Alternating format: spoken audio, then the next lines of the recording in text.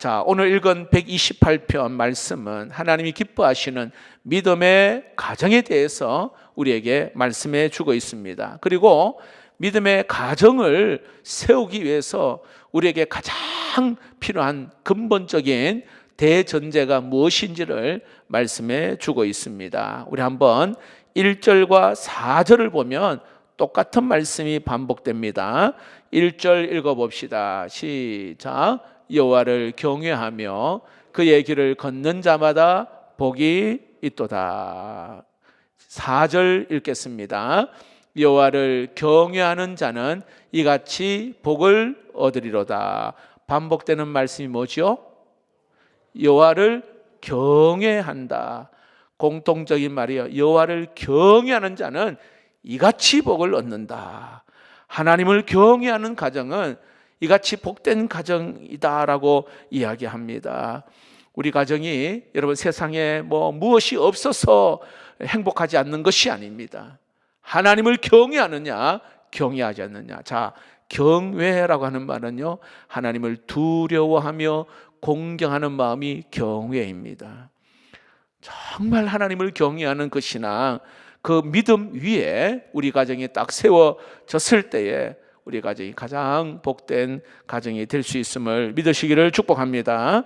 자, 그렇다면 하나님을 경외한다고 하는 것은 도대체 깊은 의미 가운데 어떤 의미가 있을까? 자, 여러분 성경에 보면요, 경외라는 말이 제일 먼저 나오는 사건이 창세기 22장에 아브라함이 이삭을 하나님 앞에 드리는 그 장면에서 하나님을 경외한다는 말이 처음 등장하거든요.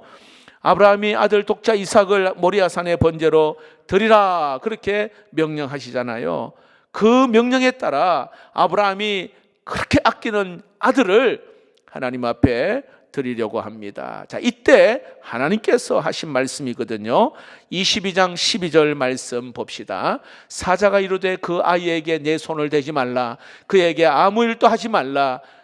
내가 내 아들 내 독자까지도 내게 아끼지 아니하였으니 내가 이제야 내가 하나님을 경외하는 줄을 아노라. 할렐루야. 보세요. 하나님이 아브라함이 이삭을 드리는 그 믿음을 보시고 하나님께서는 이제야 아브라함의 그 믿음이 하나님을 경외하는 믿음이다 이렇게 말씀하는 겁니다. 자, 우리가 예배를 다 드리잖아요. 헌신도 하고 봉사도 하고 기도합니다. 근데 정말 네가 이제야 하나님을 경외하는 걸 내가 알았다 이야기합니다. 자, 보세요. 아브라함은 이전에도요 하나님을 두려워하여 했습니다. 하나님 말씀에 순종하여서 저 갈대아 우르를 떠났습니다. 할례를 해라 할례도 행하였습니다. 예. 말씀에 순종하며 살았던, 말씀에 따라 움직였던 아브라함이었습니다. 자, 그런데 창세기 22장 여기 와서 비로소 하나님께서 그 신앙을, 아브라함의 신앙을 가리켜서 하나님을 이제야 네가 경외하는 줄을 내가 알았다 말합니다. 자, 오늘 이 저녁에 하나님을, 내가 정말로 하나님을 경외하는 신앙이 있는지, 우리 가정이 하나님을 경외하는 가정인지 한번 곰곰이 여러분 생각해 보면 좋겠어요. 자, 이렇게 하나님을 경외하는 신앙이라는 게 그러면 어떤 깊은 의미가 있을까? 아브라함이요, 오늘 여기 아브라함에게 있어서 이삭이 어떤 존재였는가를 잘 생각해 보면 경외를 좀 알 수 있어요. 다시 말합니다. 아브라함에게 있어서 이삭이 어떤 존재였는지를 알게 되어지면 하나님을 경외한다는 것이 어떤 의미인지를 알게 된다 이 말입니다. 자, 이삭이 아브라함에게 있어서는요 100세 얻은 아들입니다. 자신보다 더 소중하고 자신의 생명과 같은 그러한 아들을 이삭입니다. 그런데 하나님께서 아브라함의 그 이삭을 바쳐라 말합니다. 아브라함은 하나님 명령에 그 자신의 아들 이삭을 하나님 앞에 드립니다. 무슨 뜻인지 아시죠? 내 인생에 그 어떤 소중한 것보다도 하나님이 더 소중합니다. 하나님이 가장 소중합니다. 이 고백이 바로 아브라함의 그 믿음에서 나온 그러한 신앙 고백이에요. 그 믿음을 가르쳐서 하나님께서 여호와를 경외하는 신앙이라 이야기합니다. 여러분, 하나님을 경외하는 신앙이라고 하는 것은요, 우리의 삶에 소중한 것들이 있단 말이에요. 내 삶에 가장 소중한 가치가 있단 말이에요. 최고로 여기는 가치. 예. 이거 없으면 죽을 것 같아. 내가 너무 좋아하는, 이거 없으면 다 안 될 것 같아. 그런데 여러분, 이것보다도 가장 소중한 것이 바로 하나님을 경외하는 것. 이것이 하나님을 더 소중합니다. 주님이 더 귀합니다. 이것이 바로 하나님을 경외하는 신앙. 여러분 어떠세요? 말은 뭐 우리가 찬양도 하고 예배도 하지만은요, 내가 이거 놓칠 수 없고 내가 이거 포기할 수 없는 하나님보다 더 좋아하는 거 여러분 뭐가 있나요? 하나님께서 아브라함에게 이제야 네가 하나님을 경외하는 걸 내가 알았다 이야기합니다. 오늘 여러분, 우리 인생의 가장 우선순위로 두고 살았던 거, 여러분 그것이 바로 하나님을 경외하는 그 신앙이 되기를 주의 이름으로 축복합니다.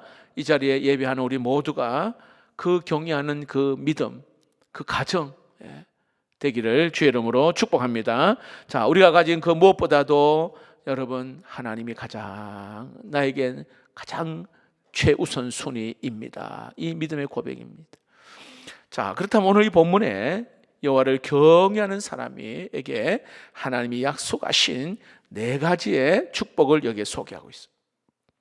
진짜 하나님을 경외하는, 왜냐하면 네가 하나님을 경외하는 자는 이같이 복을 얻으리라, 하나님을 경외하는 자는 이같이 복을 얻으리라 2번이나 반복하여 말씀한단 말이죠. 자, 어떤 복일까요? 첫 번째, 따라해 봅시다. 수고의 복을 주시겠다 말씀하고 있습니다. 수고의 복을 주시겠다. 우리 학생도 공부하잖아요. 얼마나 애를 쓰고 노력을 합니까? 여기에 복을 주시겠다. 2절을 봅시다. 2절, 네가 내 손이 수고한 대로 먹을 것이라, 내가 복되고 형통하리로다. 자, 손이 수고한 대로 먹는 복, 하나님을 경외하는 사람에게 주시는 놀라운 축복이라 그렇게 이야기합니다. 자, 이 말의 의미는요, 우리의 신앙이요, 도깨비 방망이 같은 게 아니에요. 착각하는 사람이 많아요. 아무것도 하지 않는데 하늘에서 그냥 말 그대로 금 나와라 뚝딱, 예, 그래 하나님께서 모든 것을 주시는 것이 아니라는 겁니다. 하나님은 우리 그리스도인들이 성실한 믿음의 삶을 원하셔요. 최선을 다하는 그 믿음의 삶을 주님이 원하십니다. 네 손이 수고한 대로라고 하는 말은 우리의 일상적인 그 수고와 노력, 땀 흘리는 거, 예?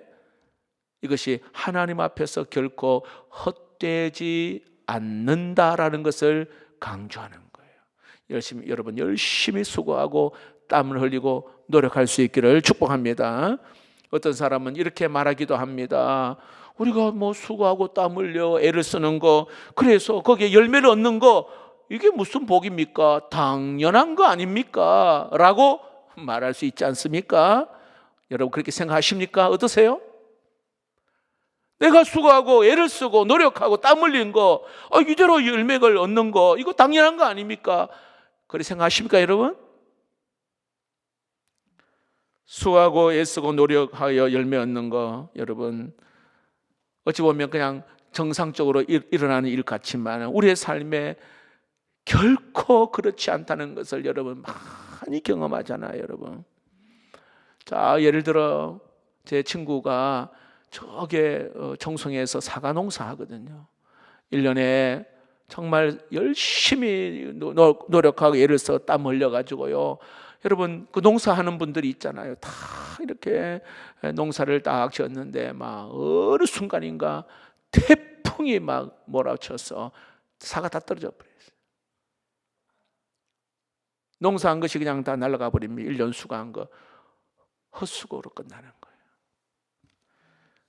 집 한 번 장만하기 위해서요 열심히 저축을 하며 적금을 모으고 그런데 뜻하지 않는 질병이 찾아와 그 모았던 돈이요 다 병원비로 다 나가 버렸어요. 그런 일들 여러분 많이 경험하잖아요. 여러분, 내가 수고하고 노력하지만은 그 모든 수고의 열매를 먹지 못하는 것이 우리의 일상에서 비일비재하게 일어나는 거예요. 그렇기 때문에 이렇게 수고하고 노력한 열매를 먹는다는 것, 하나님의 은혜임을 기억할 수 있기를 축복합니다. 하나님의 은혜. 그래서 우리가 은혜로 살아가는 거예요. 날마다 우리의 삶에 여러분 성실한 그 삶을 살아가는 가운데에 전적인 하나님의 은혜로 오늘도 내가 호흡하고, 오늘도 내가 걸을 수 있고, 오늘도 내가 하나님 정말 많은 사람들을 만날 수 있다는 것, 하나님이 열매 맺게 하시는 복을 누리는 은혜가 있기를 주의 이름으로 축복합니다. 우리가 하는 이 수고가 단순히 먹고 살기 위해 몸부림치게 될 때 우리는 번아웃 됩니다. 잘 보세요. 그냥 내 것 챙기고 내 원하는 것만 자꾸 하는 사람. 그러나 그 수고와 목적이요 하나님을 경외하는 일이 있을 때는요, 우리에게는 그것이요 굉장한 생명이 되고, 그것이 더 풍성함을 이루게 되는 걸 알 수가 있어요. 하나님을 경외하는 일에 우리의 모든 수고가 땀이 흘려질 때요. 이런 우리가 흘리는 그 땀방울이 무엇입니까? 우리의 수고의 자리에 하나님을 초대할 수 있기를 축복합니다. 하나님을 주인으로 모시고 땀 흘릴 때 하나님께서는 우리의 손에 수고의 열매를 지어 주실 뿐만 아니라 형통함이라는 선물도 주신다는 것입니다. 자, 하나님을 경외하는 자에게 수고한 것이 그대로 복이 되는 것. 자, 두 번째로 여기 하나님을 경외하는 사람에게 주시는 약속의 복, 두 번째 따라해 봅시다. 가정의 복을 주시겠다 말씀하고 있습니다. 자, 하나님을 경외하는 그러한 자에게 가정의 복, 3절 봅시다. 내 집 안방에 있는 내 아내는 결실한 포도나무 같으며 내 식탁에 둘러앉은 자식들은 어린 감람나무 같으리로다. 자, 안방에 있는 내 아내를 결실한 포도나무. 자, 그냥 포도나무가 아니라 결실한 포도나무, 기쁨을 말합니다. 풍성함을 이야기합니다. 여러분 집안의 아내가 여러분 웃음이 있고 미소가 있고 기쁨이 있으면요, 가정이요 분위기가 확 바뀌어버려요. 하나님을 경외하는 자는 이 같은 복이 있다 하는데, 가정의 아내가 기쁨이 있어요. 웃음이 있고 미소가 있고 환희가 있습니다. 결실한 포도나무 같다. 가정의 분위기가 바뀌는 것이죠.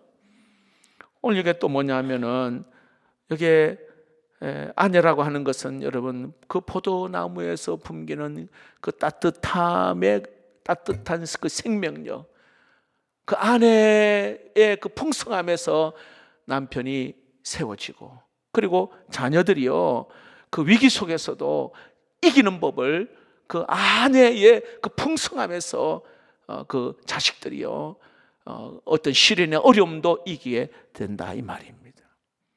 집안에 맺히는 그 포도나무의 그 풍성함, 굉장한 그 열매입니다. 또한 여기 어린 자녀들은요 감람나무 같다. 이걸 다른 말로 올리브나무, 감람나무는 올리브나무를 의미하거든요. 매우 천천히 자라지만 한번 뿌리를 딱 내리면요 수백 년 동안 딱 견디는 게 올리브나무예요.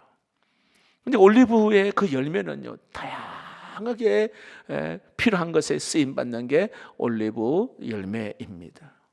우리 자녀들이요 필요 적절한 곳에 하나님께서 다 쓰임 받게 사용하신다고 하는, 하나님을 경외하는 그 가정의 자녀들은요 망하지 않고 필요한 곳에 필요한 일을 하고 필요한 사람으로 쓰임 받게 될 줄로 믿습니다. 특히 여기에 식탁에 둘러앉았다 이렇게 말하잖아요. 내 자식은 여기에 식탁에 둘러앉았다, 앉은 어린 감람나무 같단 말입니다. 부모와 자녀와 같은 믿음의 가치관을 공유하면서 여기에 서로의 성장을 돕고 있다는 것을 의미하고 있습니다. 여러분, 식탁은요, 자녀들의 마음과 그 믿음이 자라는 그러한 가정의 중요한 장소가 식탁입니다. 그곳에서 여러분, 하나님 이야기를 함께 나눌 수 있기를 축복합니다. 자녀가 단순히 부모의 소유가 아니라 하나님의 귀한 기름, 성령의 여기에 열매를 맺는 존재임을 알고 잘 자라나 귀한 일에 쓰임받는 하나님의 자녀. 이게 여러분, 가정의 복입니다. 이스라엘은요, 대표적인 농사가 세 가지가 있어요. 포도나무 농사가 있고, 조금 전에 올리브나무, 감람나무 농사가 있고, 무화과나무 농사가 있습니다. 그런데 이 농사 세 가지, 가장 기본적인 이 세 가지 농사가 잘 되면 풍년이다, 이렇게 이야기했어요. 우리나라 옛날에 벼농사 잘 되면요, 풍년이구나 이렇게 이야기하는 것처럼 이 세 가지 농사는 가장 기본적인 그러한 농사였습니다. 가장 기본적이라고 농사라고 하는 것은 가장 중요하다는 거예요. 가장 중요하다는 거. 우리 인생에서 가장 기본적이고 중요한 것은 가정입니다. 가정. 예를 들어 여러분, 우리 사회에서 우리가 남편, 아내, 가족들이요, 사회생활하면서 힘들고 어려운 일 만나잖아요. 그러나 가정이요, 든든하게 서 있잖아요. 가족들이 서로 사랑하고 서로 지지해주고 격려하고 축복하잖아요. 그러면 뭐 주변에 환란이 있고 어려움이 있어도요, 너끈하게 이겨낼 수 있음을 믿으시기를 바랍니다. 예. 그러나 가정이요, 흔들리면 아무것도 안 돼요. 세상의 모든 것들이 잘 안 되어지고 어려운 데다가 또 가정 또 흔들리면 전체가 다 흔들려 버려요. 저희 가족 중에서, 친척들 중에서도 벌써부터 이게 가정이 힘들어 깨어져서 그냥 혼자 사시는 저에게는 형벌인데 참 너무 안타까워요. 그렇다고 해서 신앙이 생활을 잘 하고 있느냐? 그렇지는 않고 정말 기도 제목이, 가정이 무너지니 뭐 그냥 다 무너져 버려요. 여러분, 우리의 삶의 기초가 되는 가정은요, 정말 가정이 잘 되는 건 정말 중요한 복인데, 하나님을 경외하는 사람에게 오늘 여기에 평안한 가정의 복을 주시겠다. 이 은혜가 우리 예배드리는 여러분의 가정에 동일하게 있기를 축복합니다. 세 번째로, 여호와를 경외하는 자는 이 같은 복이 있다 했는데 어떤 복이 있냐? 따라서 신앙의 복을 누리게 하시겠다고 말씀합니다. 신앙의 복을, 5절을 봅시다. 여호와께서 시온에서 내게 복을 주실지어다. 너는 평생에 예루살렘의 번영을 보며, 두 가지가 나와 있죠. 예. 시온에서 복이 있다 말합니다. 시온은요, 하나님의 성전이 있는 곳이고 하나님의 임재가 있는 곳이 시온입니다. 이 복은요, 세상의 요행이 아니라 하나님과 친밀한 교제하는 자에게 하나님께서 직접 부어주시는 그러한 영적인 공급원이 바로 시온입니다. 하나님을 경외하며 살 때에 그 가정의 울타리 너머로 여기에 하늘의 평강이 흘러 들어온다 말합니다. 자, 두 번째 보세요. 너는 평생에 예루살렘의 번영을 보며, 예루살렘의 번영을 눈으로 목도하는 것, 눈으로 보는 복을 주겠단 말이에요. 예루살렘의 번영을 너가 보게 해주겠다, 오늘 이야기합니다. 자, 예루살렘의 번영은요, 나 혼자 잘 살겠다는 것이 아니라 내가 속한 신앙의 공동체, 우리 교회, 우리 나라가 건강하게 세워지는 것을 목격하는 복을 주시겠다, 그렇게 말합니다. 여러분, 우리가 어린 신앙은요, 아직 어린아이 신앙은요, 그냥 내 가족, 나만 잘 되는 거 생각해요. 그러나 성숙한 신앙은 그렇지 않아요. 하나님의 몸된 교회와 그리고 다음 세대가 잘 되는 것을 내 눈으로 보고 기쁨으로 사는 자가 성숙한 신앙인 줄로 믿습니다. 하나님을 경외하는 자는 하나님의 일하심을 목격하는 기쁨을 주시겠다, 그렇게 말씀하는 거예요.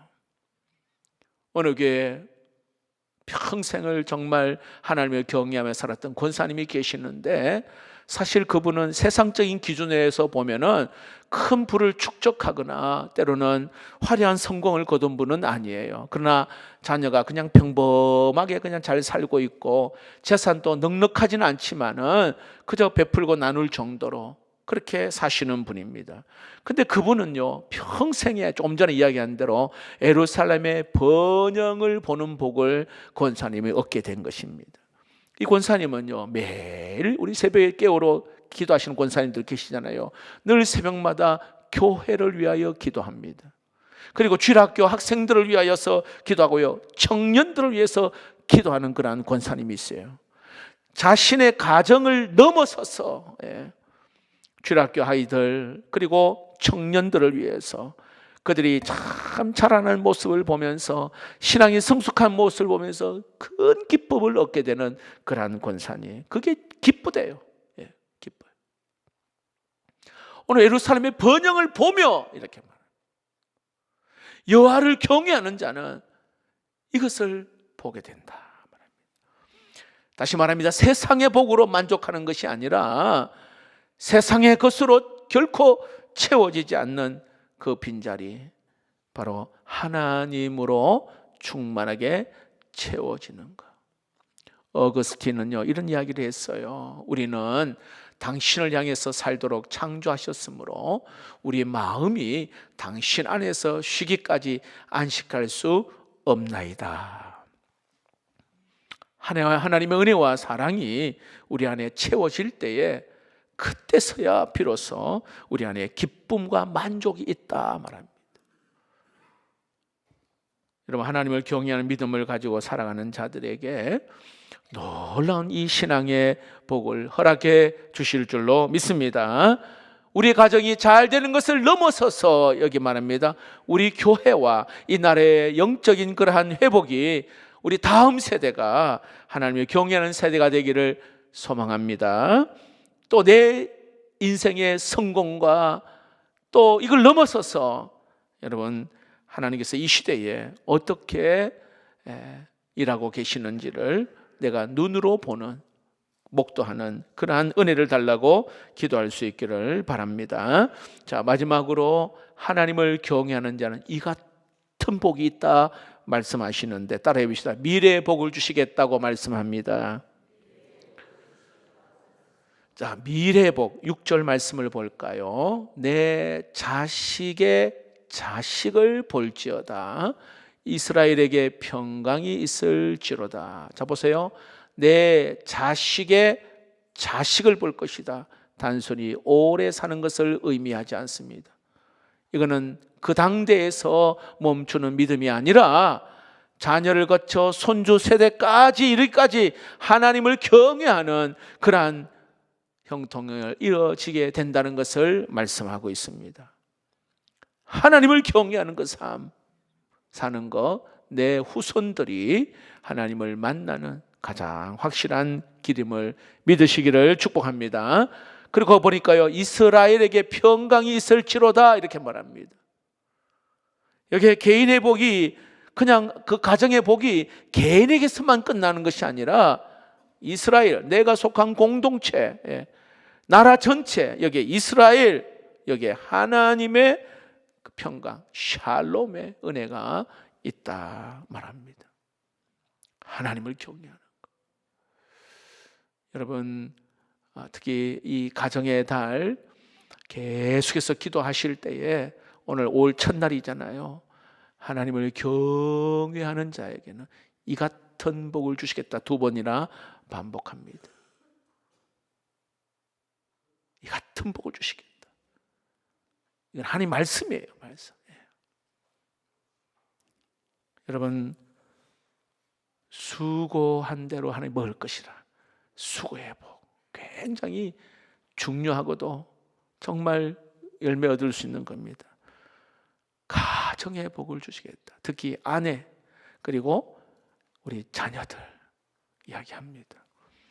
신앙의 복을 주시겠다고 말씀합니다. 신앙의 복, 신앙의 복, 그리고 미래의 복을 주시겠다 말합니다. 여러분, 우리 그리스도의 삶이 무엇입니까? 그리스도인들의 삶, 오늘보다 내일이 더 아름다운 삶인 줄로 믿습니다. 내일에 대한 소망을 가지는 것이 바로 우리 그리스도인들에 대한 삶입니다. 이전 것은 지나갔습니다. 보라, 새 것이 되었도다. 지금 혹이나 힘들고 어려운 상황이 있다 하지만 여러분, 내일에 대한 소망이 있다면 오늘의 어려움은 너끈하게 이겨낼 줄로 믿습니다. 바로 내일의 소망. 네. 여러분, 오늘이 아무리 부유하고 풍요하다 하더라도 만약에 내일에 대한 소망이 없다, 암담하다 그러면 결코 우리에게는 축복이 이어지지 않습니다. 너를 향한 나의 생각을 내가 하노니 평안이요 최악이 아니니라. 너에게 미래와 희망을 주는 것이니라. 하나님의 마음인 줄로 믿습니다. 하나님께서 우리 그리스도인들에게 주시는 축복, 오늘보다 내일 더 나은 하나님의 영원한 소망을 우리에게 주셨다는 것. 그러므로 여러분, 아무리 힘들어도 지금 잘 버티고 견뎌내고 한 걸음 더 나아가고요. 오늘 이 자리에 여러분 잘 오셨어요. 그냥 침실에서 벌떡 일어나서 그 자리에서 무릎 꿇든지 하나님의 전으로 달려나오든지 그런 가운데 회개하시고 교만을 꺾으시고 하나님 나를 보게 하시는 그 하나님의 그 은혜가 정말 강력하게 내 마음을 만져주실 때는요, 정말 다시 회복을 주시고 다시 하나님을 만나게 되는 은혜가 있을 줄로 믿습니다. 우리 가정이 믿음의 가정이 되고, 특별히 올 한 달 동안 여러분, 부부관계, 때로는 부모와 자녀의 관계, 때로는 부모, 자녀, 부부관계, 하여튼 이 가정에 말하지 못할, 말 못할 어려움이 있는 문제가 있다면 5월 한 달 동안 집중적으로 여러분 새벽을 깨우든지 금요 기도를 깨우든지 여러분 한번 작정하고 결단해 보세요. 저는 참 감사한 것은 우리 성도 가정 가운데에 깨어졌어요. 근데 다시 합쳐져서 내일 이렇게 만나기로 했는데 얼마나 감사한지. 그게 얼마나 여러분 놀라운 복이에요. 그 가족들이 얼마나 기도를 많이 했는데 하나님이 다시 회복되니까 얼마나 참 복이 좋은지. 여러분, 날마다 여러분 하나님이 기쁨을 주시고 감사를 주시고 회복을 주시는, 그리고 하나님을 경외하는 믿음의 가정 되기를 주의 이름으로 축복합니다.